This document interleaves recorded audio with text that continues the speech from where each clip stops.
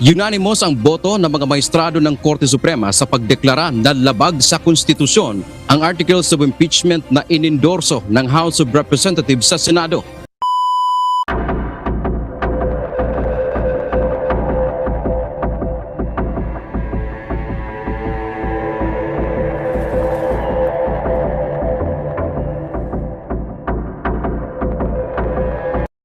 Sa 15 miyembro ng UNBank, 13 ang bumoto na unconstitutional ito, isa ang nag-inhibit at isa ang walang partisipasyon.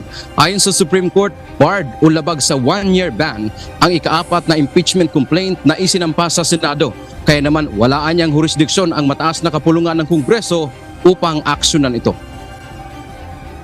In a unanimous decision today, July 25, 2025, the Supreme Court en banc declared the articles of impeachment against Vice President Sara Duterte unconstitutional, noting that it is barred by the 1-year rule under Article 11, Section 3, Paragraph 5 of the Constitution, and that it violates the right to due process enshrined in the Bill of Rights.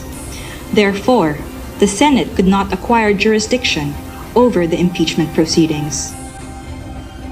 Paliwanag ng Korte, ang tatlong naunang impeachment complaints ay kinonsiderang terminated o dismissed nang hindi ito aksyonan ng Kamara hanggang sila ay mag-adjourn.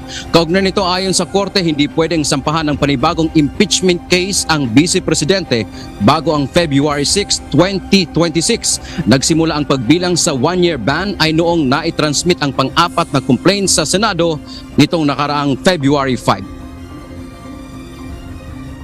The court took note that the House and the 19th Congress did not act on the first 3 endorsed complaints, which were considered terminated or dismissed upon adjournment of the House. The 3 impeachment complaints were archived and therefore deemed terminated or dismissed on February 5, 2025. Therefore, no new impeachment complaint, if any, may be commenced earlier than February 6, 2026. Dagdag pa ng hukuman, may paglabag sa due process sa proseso ng impeachment.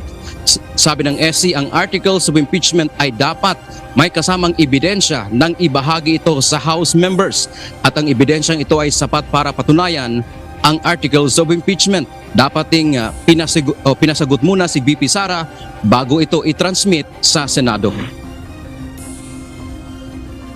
The respondent in the impeachment complaint should have been given a chance to be heard on the articles of impeachment and the supporting evidence to prove the charges prior to its transmittal to the Senate, despite the number of endorsements from House members.